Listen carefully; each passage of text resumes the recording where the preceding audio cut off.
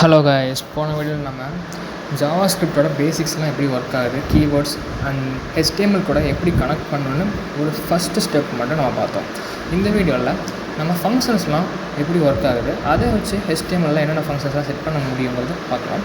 First ஃபங்க்ஷன்ஸ்லாம் நான் already இங்கே நிறைய ஃபோல்டர்லாம் க்ரியேட் பண்ணியிருக்கேன். முன்னாடி பார்த்த வீடியோஸ்க்கு கொஞ்சம் டிஃப்ரென்ஸ் இருந்திருக்கும். நான் ஃபோல்டர்ஸ்லாம் ஆட் பண்ணி அதில் ஃபங்க்ஷன்ஸ்லாம் செட் பண்ணியிருக்கேன். அந்த ஃபங்க்ஷன்ஸ்லாம் எப்படி நம்ம ஒர்க் பண்ணி பார்க்கலாம், என்னென்ன கான்செப்ட்ஸ்லாம் இருக்குது, இல்லை இந்த மூணுமே முக்கியமான ஒரு கான்செப்ட். 4 இருக்குது. ஃபங்க்ஷன்ஸ் ரொம்பவே முக்கியமான ஒரு கான்செப்ட். அதே மாதிரி if, for loop and while loop and loop concept நமக்கு கொஞ்சம் தேவையானது தான். அது எல்லா ப்ரோக்ராமிங் லாங்குவேஜிலும் இருக்க ஒரு காமனான ஒரு கான்செப்ட் தான். அதில் எப்படிலாம் ஒர்க் ஆகுது, என்னென்ன ஃபங்க்ஷன்ஸ்லாம் யூஸ் பண்ணுறாங்கிறது நம்ம தெளிவாக பார்க்கலாம். ஃபஸ்ட் நான் ஒரு ஃபங்க்ஷன்ஸை க்ரியேட் பண்ணுறேன். ஒரு நியூவாக ஒரு ஃபைலை நான் க்ரியேட் பண்ணிக்கிறேன்.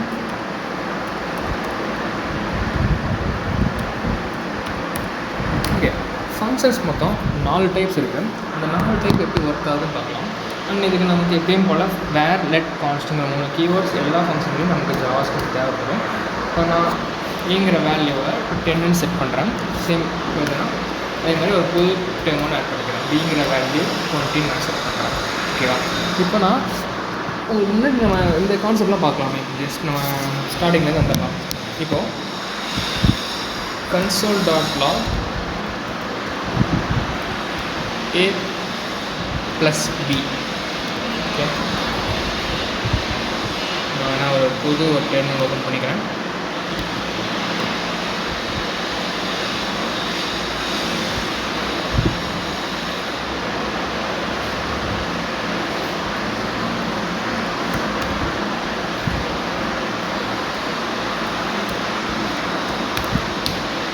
எனக்கு இப்போ அவுட் பாருங்கள் 13 கிடச்சிருக்கா.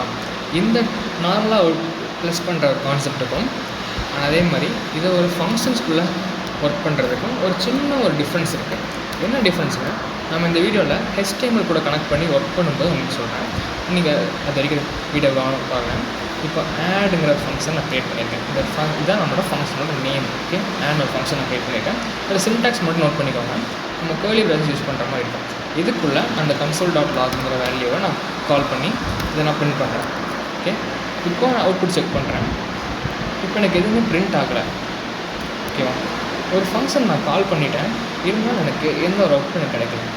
ஏன்னா ஃபங்க்ஷனை நீங்கள் ஒரு டைம் கால் பண்ணால் மட்டும் பத்தாது, அதை டிக்ளேரும் பண்ணணும். அப்போ தான் நம்ம ஃபங்க்ஷன் கரெக்டாக ஒர்க் ஆகிற மாதிரி இருக்கும். பாருங்கள், சேம் எனக்கு அவுட்புட் 13 கிடச்சிருக்கான். இப்போ நார்மலாக நான் ப்ளஸ் பண்ணுறதுக்கும் ஃபங்க்ஷன் வச்சு ப்ளஸ் பண்ணுறதுக்கும் ஒரு சின்ன டிஃப்ரென்ஸ் இருக்குது. ஓகேவா? அதே மாதிரி நான் ஃபங்க்ஷனில் இருக்க டைப்ஸ் எல்லாம் சொல்லிடுறேன். ஃபுல்லாக சொன்னதுக்கப்புறம் HTML கூட நம்ம கனெக்ட் பண்ணி ட்ரை பண்ணி பார்க்கலாம் என்ன இந்த லாஜிக்ட்டு. இப்போ இங்கே பாருங்கள், இந்த விஷயத்தை நீங்கள் மறக்கக்கூடாது. ஒரு டைம் ஃபங்க்ஷன் நீங்கள் கால் பண்ணிட்டீங்கன்னா இன்னொரு டைம் டிக்ளேர் பண்ணால் மட்டும்தான் ஃபங்க்ஷன்ஸ் ஃபுல்ஃபில் ஆகி நமக்கு ரன் ஆகும். ஓகே, இதே ஃபங்க்ஷனை நம்ம 4 டைமாக பார்க்கலாம்னு சொல்லியிருந்தேன். அந்த 4 டைப்பில் என்னென்னு சொல்கிறேன். இது ஃபஸ்ட் மெத்தட் நம்ம இப்போ பார்த்துட்டு. செகண்ட் மெத்தட் என்ன, ரிட்டர்ன் ஸ்டேட்மெண்ட் யூஸ் பண்ணி ஒர்க் பண்ணுறது. இப்போ console.logன்னு கொடுக்கறதுக்கு பதிலாக ரிட்டர்ன் ஸ்டேட்மெண்ட் யூஸ் பண்ணி ஒர்க் பண்ணுறது தான் செகண்ட் மெத்தட். இப்போ ரிட்டர்ன் கொடுத்து நீங்கள் a + bன்னு செட் பண்ண முடியும். ஓகேவா? ஆனால் இந்த இடத்துல நான் பிரிண்ட் பண்ணால் எனக்கு இப்போதைக்கு இது பிரிண்ட் ஆகாது. ஏன்னா console.logங்கிற ஒரு ஸ்டேட்மெண்ட் இல்லைன்னா நமக்கு வேல்யூஸ் பிரிண்ட் ஆகாது. இப்போ நான் ரிட்டர்ன் ஸ்டேட்மெண்ட் வச்சு ஜஸ்ட் நான் உங்களுக்கு அந்த இப்படியும் ஒரு பிரிண்ட் பண்ண முடியும்னு நான் சொல்லியிருக்கேன். ஆனால் இது பிரிண்ட் ஆகாது. இது வந்து எப்படின்னா HTMLல கரெக்டாக ஒர்க் ஆகும். ஆனால் நமக்கு ஜாவாஸ்கிரிப்ட் கன்ஃபார்ம் ஒர்க் பண்ணி ஆகணும்னா நம்ம பிரிண்ட் ஸ்டேட்மெண்ட் யூஸ் பண்ணால் மட்டும்தான் இந்த அவுட்புட் நமக்கு கரெக்டாக கிடைக்கிற மாதிரி இருக்கும். இப்போ அந்த இடத்துல console.logங்கிறத நான் கீழே ஆட் பண்ணுறேன்.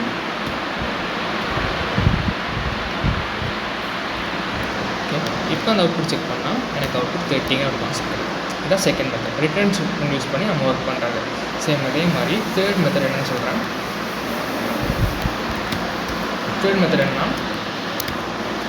இந்த நம்ம டிஃபால்ட்டாக இங்கே மேலே அஸ்யூம் பண்ணிட்டோம்ல, ஏவோட வேல்யூ அண்ட் பியோட வேல்யூ, இந்த மாதிரி நம்ம அஸ்யூம் பண்ணுறதுக்கு பதிலாக இந்த வேல்யூஸை நம்ம ஃபங்க்ஷன்ஸ்குள்ளே செட் பண்ண முடியும். ஓகேவா?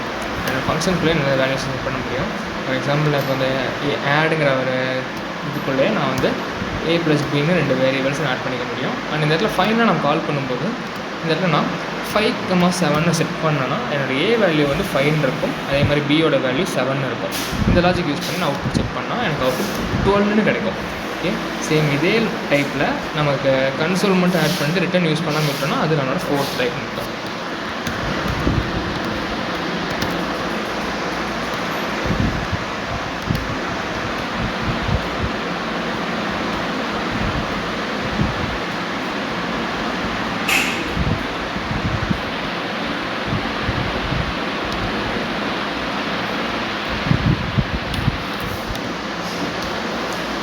இது நம்மளோட ஃபோர்த் டைப். ஜாவாஸ்கிரிப்ட் கொஞ்சம் கேஸ் சென்சிட்டிவ் தான். நீங்கள் அதனால் ப்ராக்கெட்ஸ்லாம் யூஸ் பண்ணுற மாதிரி இருந்தால் கரெக்டாக யூஸ் பண்ணுற மாதிரி இருக்கும். ஓகே, இதுதான் நம்ம ஃபங்க்ஷன்ஸோட 4 டைப்ஸான ஒரு கான்செப்ட். நம்ம நெக்ஸ்ட் வீடியோவில் நம்ம இஃப் கண்டிஷன்ஸ்லாம் எப்படி ஒர்க் ஆகுது and for look, while look அந்த மாதிரி கான்செப்ட்லாம் எப்படி ஒர்க் ஆகுதுன்னு தெரிஞ்சுக்கலாம். தேங்க்யூ.